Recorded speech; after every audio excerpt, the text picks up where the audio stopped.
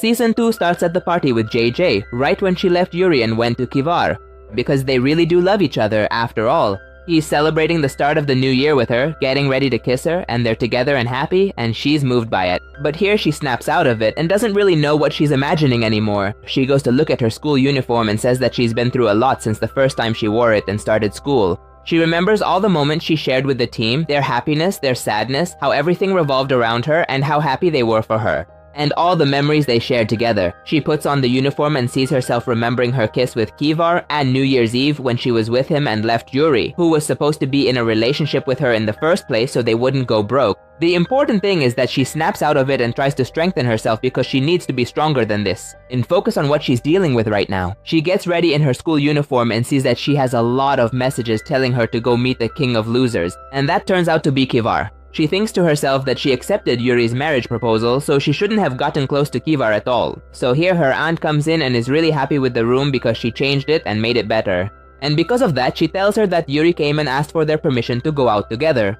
He's downstairs right now, so she lets her go. She starts thinking about his ring and says that right now she's engaged to Yuri, so she has to stop thinking about Kaf altogether. She tries to strengthen herself and wants to forget what happened at the beginning of this year. Time passes and she goes downstairs to head back to school, but she finds Yuri waiting for her. He greets her in the morning and decides to stay by her side all the time. He offers to carry her bag for her, saying it's his duty now that he's her fiancé, but she's startled by the word because it's really a big deal. Suddenly Aris shows up and refuses to let her go with Yuri, but Yuri doesn't care since he's her fiancé now and it's not up to Aris anymore. She goes to calm Aris down and tells him that she wants to be with Yuri and talk to him. And Yuri likes this because Aris no longer has anything to do with her now that he's her fiancé. They walk together while Aris is upset and clearly doesn't like what's happening. So Yuri walks her to school, and she's still very confused, just waiting for the moment to see what will happen next. He goes to check on her, and she tells him that she still hasn't talked to Angelo at all. That's because she's still not ready for it at all. At this point, she apologizes to him for not being honest about her feelings for him, but now he's going to show and clarify all his feelings. This makes her think that since she's his fiancé, she should get to know him. What happened with Kafar on New Year's Eve? She comes and says that the matter is definitely related to Kafar. He is shocked but reassures her because he doesn't want to hear about this right now. He doesn't want her to apologize because he understands her and is willing to wait for her even until their wedding day. He holds her hand and reassures her, telling her not to worry. And he wishes that she would give him a chance and not close off her heart so they can get to love each other. This affects her and she doesn't know how she feels about him. Does she really love him? Or is it just because he treats her well? Or is it just because it's her duty towards her family? She isn't paying attention to anything and is thinking about how their classmates in class might find out. But he doesn't care because it could cause problems, especially if people find out about them, because she and Kafir had feelings for each other. So she decides to take off her ring and put it on the necklace she has to hide their relationship. He goes to joke around with her, not wanting them to feel awkward around each other and wants them to act like they're still just friends as before. They joke around together anyway, and as she's walking by, he goes and kisses her right away. He surprises her and he's happy about it. But here she walks away and asks him to stop coming to pick her up from school so that no one notices. She walks away and he keeps watching her, so she goes back into the school with all the other students. She goes in acting normal. But as she's walking, Kafir comes up, startles her, and pulls her aside right away, leaving her shocked by what happened. He reminds her that she was just saying bad words on the first day, and then he tries to kiss her, moving in to do so. She stops him immediately because she knows what's going on and tells him to stop flirting with her. But he doesn't understand what's wrong with flirting since he loves her and is deeply affected by her. But she doesn't want that because she feels like she's betraying Yuri and wants him to stay away from her. But he insists that's not the case since they're not in a relationship. So there's no betrayal happening at all. But she insists that he leave her, and as she tries to walk away, he stops her because, as he says, they're really not in a relationship. And that's because she belongs to him and only him. She thinks he's crazy, but he doesn't care about that. She starts focusing on him more and he moves in to kiss her. She completely gives in to him and he does it right away. And of course, she lets herself go because she loves Kafir. This reminds her of New Year's Eve.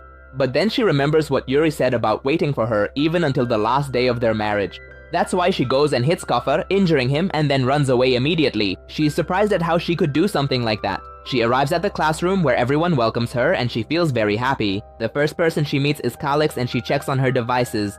She also checks on his girlfriend Mika, making sure things are good between them, and they joke around together. But then she goes to meet Drew, whom she still sees as watching over them as well. She goes to celebrate and sees everyone in the class checking in on their loved ones. She decides to ignore the whole lunch conversation and just looks around at the whole class. She has no idea what's going on. She asks about Cian, who isn't responding to anyone. She starts thinking that anything could happen to him now, but here she welcomes the rest. Suddenly, Kafar appears in the classroom and they find him with a bruise on his lip and they start making fun of him. She feels happy that this happened to him. She goes back to focusing on the whole class. She sees that nothing has changed for them. They're still happy and playing together. But then Yuri comes in and sits down, and Kafar follows. And everyone sits in their place and focuses. She realizes that a lot of things have actually changed. Suddenly, the teacher comes in and welcomes them back to the classroom again. They get really happy, but he tells them that a lot of things are really changing, and that there will be many activities happening in the future, and there will be exams after the finals, and these are what determine whether the student will graduate and succeed or not. But Yuri reassures her and tells her that she will graduate, and she gets really happy. And Kava sees this and gets upset about how close they've become. So when it's mealtime, he gives them only a small amount of food, but Kafar gets a lot more than the others, and he takes whatever he wants and goes to sit next to Jai. But she wants him to stay away from her for a bit, but when she tries to get up, he pulls her back and lets her know that he could tell everyone what happened on New Year's Eve, or what. But she refuses and goes to celebrate with him until Yuri comes, and she feels reassured because Kafar is bothering her as usual. That's why he tells her she needs to remember that she's not always right, so she gets up and leaves, not wanting anyone to follow her. This upsets Yuri, but Kafar is very happy about it. So she goes up to the rooftop and feels really happy because here no one will bother her anymore. She decides to call Cian, who is still missing and no one knows where he is. But suddenly Drek shows up looking upset and she goes to sit next to him to find out what's bothering him. He tells her that he's upset with himself because he's a coward. Because love without reciprocation? That's a bad thing because he can't show his love to the other person. And that's why he thinks it's better than being stuck between two people for nothing. He shows her the person he loves, and it turns out to be Feria.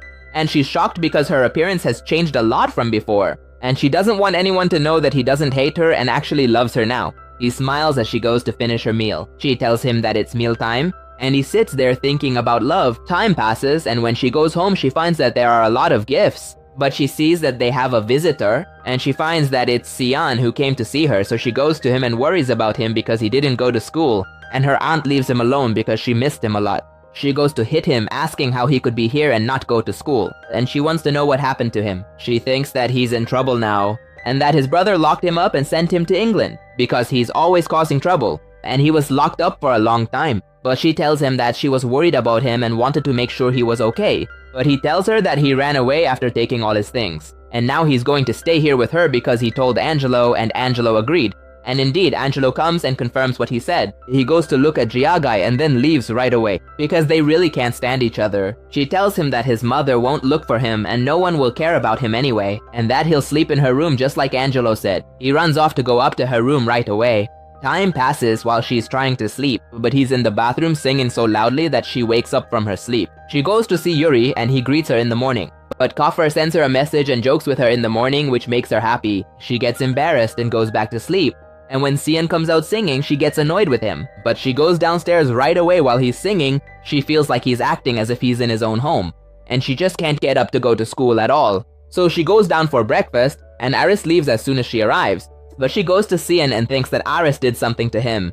And it's obvious that he's sad. He decides to get up and leave right away. So she keeps following him, wanting to know what happened, because it's the first time he's been this sad, and she wants to know what Aris said to him. And he tells her that he found out she was going to leave the department, right? So he has to stay away from her now. But she denies it and doesn't want anyone to stay away from her. And Kafar comes in, gets annoyed, and everyone hears this. Because the rumor is spreading that she's going to leave the department. And she starts denying it altogether. And they start making drama over nothing, and they don't even want her to leave the department in the first place. Wisam holds on to her, and Yuri comes and sees this, but he just walks away because he's in a hurry to catch a ride since he's actually heading to Laris. And that's when they find out that Aris gave her a choice between her father's number and staying in the department, and she chose them. Then Rashin comes to catch up with Kafar before he does something disastrous. So he goes to fight with him, knocks him down and makes him upset, but he goes anyway to confront him. But Kafar is definitely stronger than him and beats him up. But one of Aris's friends decides to hit Kafar, injures him, and comes to hit him again. And Yuri immediately defends him and sides with Kafar, but then they all decide to fight. That's why Gajai stops them right away. And they want Gajai to leave because she's the cause of all the problems. And of course, Feria can't stand them at all. And because Adrix loves her, he keeps his distance. And Kafar just wants a fight, that's all. He gives her a choice between them and Aris. She goes to apologize to them, and R is too, and she tells him that she won't leave the department whatever happens, and that makes Kafar happy. And the whole team is happy and tells her that she lost the chance to be with her father and she's the one who will suffer. That's why Kafar challenges her, because he always gets what he wants. And he promises Gajai that he'll get her to her father. Yuri gets very upset and they keep challenging each other intensely. So Gajai goes up to the roof and brings Kafar some food so he can eat and tend to his wound. He makes her go and tend to his wound herself. And she actually does it. But that's why he apologizes to her, and she's happy that he knows how to apologize like that. He feels that he should apologize to a lot of people, but he doesn't care because she's the only one who matters to him, nothing else. This affects her deeply and they focus on each other. When she tries to leave, he pulls her back to him and they focus on each other even more. They both remember the night of New Year's Eve when they were together, but then Yuri comes and he doesn't want to let her go. And she feels like they're fighting over her and she's genuinely torn about which one to choose. She wakes up from her sleep. This is the dream that keeps coming to her all the time. She doesn't know why she keeps dreaming like this because it feels exactly like reality. So she goes to see Yuri, he greets her in the morning, and she wonders why Kafar hasn't messaged her. She also thinks about Sen, who had taken out all his things and left them for her, trying to wake her up, but she didn't wake up. That's why he left, so she immediately starts running after him. But her friend follows her and tells her that someone is watching her. She decides to call Kafar and is about to do so. She finds that they are fighting with him and he goes to fight them and she wants to escape, but she ends up fighting with him because she won't leave him alone and he beats them up right away. But then another person comes and tells her that they want Gajai because she is Kafar's friend. She denies that they're in any kind of relationship, but he just wants her, nothing more. And when he's about to take her, he goes to defend her and gets injured right away. She is completely shocked. Then we move to a classroom where everyone is leaving, but Yuri is sitting there with Kafar. They're surprised that Gajai hasn't shown up. They feel like something is wrong and get really scared. Yuri gets worried about her and tells Kafar that he hasn't called her. But they remember the time when they met together, and they both decided to challenge each other, and Kafar wants to keep Gajai. She is the one who decides who she will be with. So they actually challenge each other and they come not knowing where Gigi is, and those who know find out that she is actually in the hospital. That's why he rushes over there and keeps calling her to reach her because he's going crazy over her. He's worried and asks everyone about her while everyone is searching until they finally find her. So they go, and it turns out that her friend Rory is the one who got injured and needs to rest for a week now. And they find out that she was there because she was affected when she saw the blood from his injury, and that Ram's gang showed up and tried to take her because she's his friend. If it weren't for David arriving and helping them, they wouldn't have made it to the hospital at all. And then they come and warn him to call them and stop acting like a hero. So Byrne goes to someone who checks on Gigi, and he tells him that she was shocked by the blood that happened to Rory. And they see that Kaver always gets her into trouble, and she's waiting, hoping that when he comes back everything will be fine. He keeps thinking a lot and they still don't know who is calling him. Meanwhile, Gigi is thinking about how she faints whenever she sees blood like that. She remembers all the times this has happened to her before. She keeps thinking, but then Kaver goes to her while she's in shock and crying a lot. But he immediately hugs her while she's crying and tries to comfort her. She remembers that he's always the one who's there for her and helps her through her moments of weakness. He goes to check on her and she's afraid of Ram's gang that's chasing them. That's why he keeps reassuring her because she saw a lot of blood even though she never hurts anyone. All she knows is that he comforts her and she says that she knows Yuri is her fiancé, but despite herself, she feels different and wonderful emotions toward Kafar. He goes to help her rest. He decides to carry her and walks with her while they're at the hospital. Yuri is worried about her. Suddenly, he sees Kafar carrying Gigi and walking with her, both of them completely focused on each other. He's shocked, but Kafar keeps walking with her as if nothing happened until Yuri approaches him. Yuri looks at her and tells her that he will never give up on her and will fight for her. She thinks that all of this is just a dream, and if it is a dream, she wants to wake up. And from here, the game and the battle over Gigi will begin between Kafar and Yuri. The two of them challenge each other, so who will Gigi choose? That's what we'll find out in the next parts. Stay tuned and don't forget to like, subscribe to the channel, and turn on the notification bell, lovely people, so you'll get notified when the next part comes out. Stay tuned. Goodbye!